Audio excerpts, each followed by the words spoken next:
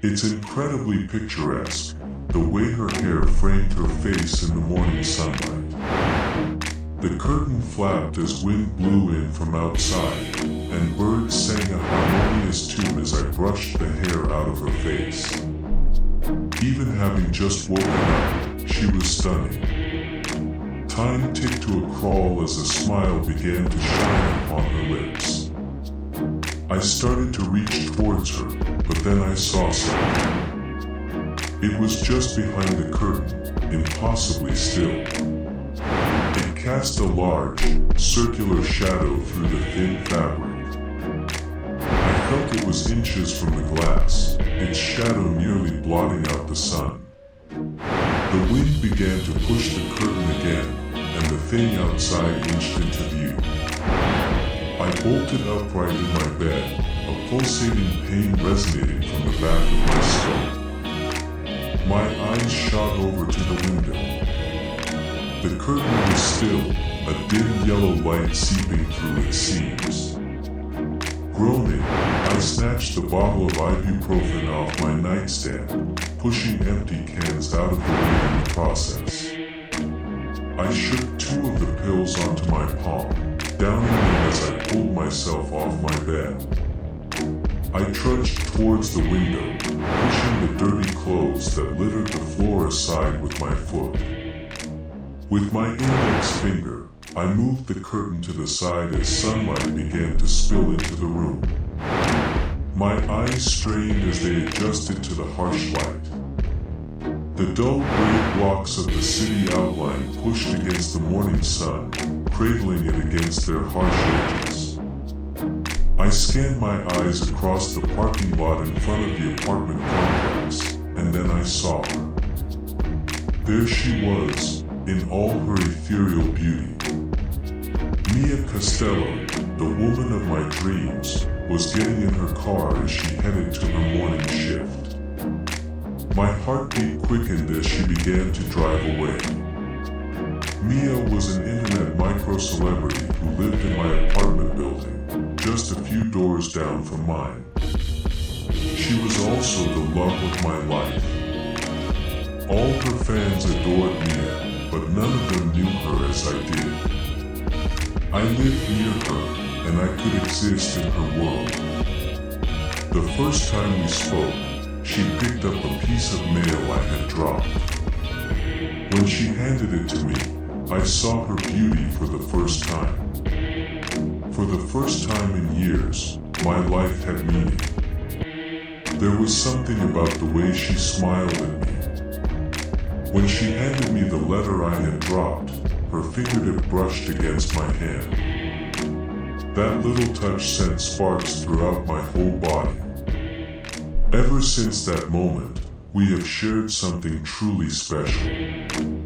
Sometimes, I would wait until the precise moment she'd leave her house and smoke right outside my door, just to catch a glimpse of her passing by. The way she would smile at me never failed to make my day. That smile was my one and only treasure. After watching her car disappear behind a building, I made my way over to my computer. I pushed the stained bowls and empty cups to the other side of the desk. I made sure to devote some time to her every day. Today was my day off, so I had more free time to give her. I'd spend hours scrolling through her social media pages, reading every comment. The people fawning over her used to upset me, but I've since come to my senses. None of them had the connection we did. They didn't know her scent, her nightly routine, the way she carried herself when she thought I wasn't looking. All the things I learned from simply observing her, watching her. I couldn't keep my eyes off of her.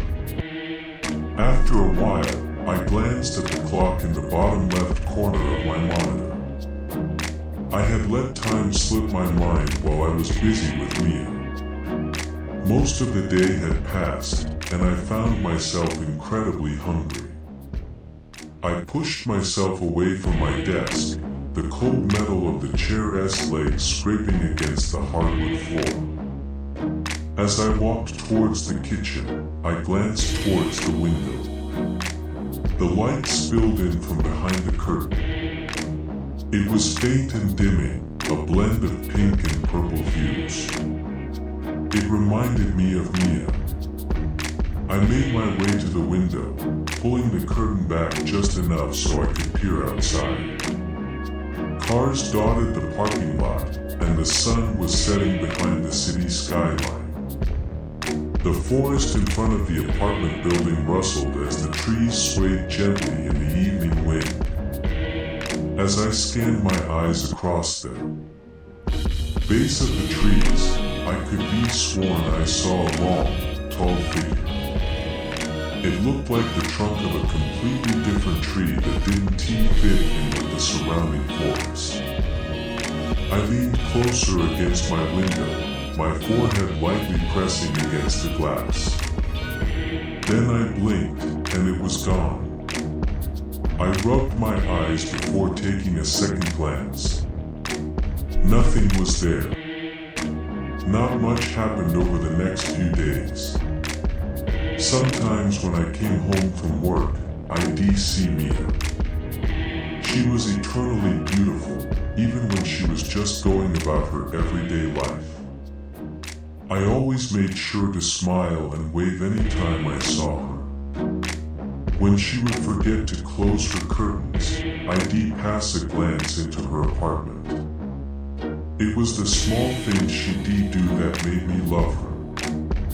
Most nights, when I watched the new videos she posted, I'd pause the video and stare into her eyes as she applied her mascara. One day, I'd be able to tell her that she didn't need all of that makeup to look beautiful. She wasn't like other girls. Her natural beauty was all she'd ever need. After watching her videos for a few hours, I realized how hungry I was when my stomach began to ache. I got up and walked over to my fridge. There were a few cans of beer left, some loose ketchup packets, and a plate of cold spaghetti. I grabbed the plate and stuck it in the microwave. The light clicked off as it began to spin. As I stared into it, I noticed a slight reflection in the black mirror. I could see my pale face in that reflection. The bags under my eyes were deep, my hair greasy and tangled like a rat's nest. To avoid wallowing in self-hatred, I averted my eyes from the reflection of my face and instead looked at the mirrored reflection of my apartment. It was pretty open. I was never really comfortable with money. My eyes landed on something. My bedroom door was ajar. I squinted at it, trying to remember if I had or hadn't shut the door all the way. I don't know how I didn't notice it at first, but staring back at me through the crack was a gigantic eyeball, slightly obscured in the darkness.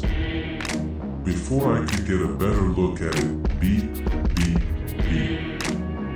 The light in the microwave clicked back on, and the reflection blinked out of sight. I quickly turned to face the door, and it was gone. My heart was racing, but my head quickly rationalized the situation. Despite that, the creeping feeling didn't disappear. I quickly ate my food, turned off what little lights were on, and headed to bed. Grabbing my door handle, I couldn't help but feel uneasy. I pushed that feeling deep down and opened the door. The room was empty. After scanning my barren room, I let out an unconscious sigh of relief. I didn't know what I expected, but I was glad that nothing seemed inherently off. I got in bed, set my phone to charge, and lay there in the dark.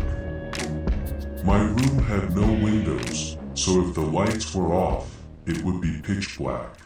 It didn't take long to fall asleep, especially when thinking about Mia. Even the thought of her brought me enough comfort to lull me to sleep. My back began to ache, a feeling I knew all too well from when I lived on the streets. I was sleeping on the ground. I hesitantly opened my eyes. I was staring at the sky, an endless sea of blue with no clouds in sight. My hands felt the ground beneath me. It was bumpy, warm, and sticky. I swear I could almost feel it pulsating. I slowly sat up, and the most intense feeling of dread washed over me. It was a feeling I could never describe. The ground was an endless, stretching sheet of exposed flesh, like skin turned inside out. Lanky, flesh-like stalks grew out of the ground. They looked like trees stripped of their leaves and branches. A shallow, breathy wind made them sway slightly. I slowly got up, my clothes sticking to the tacky red substance that was oozing out of the flesh beneath me. It stuck to my feet as I walked towards one of the stalks with all the grace of a newborn deer. It was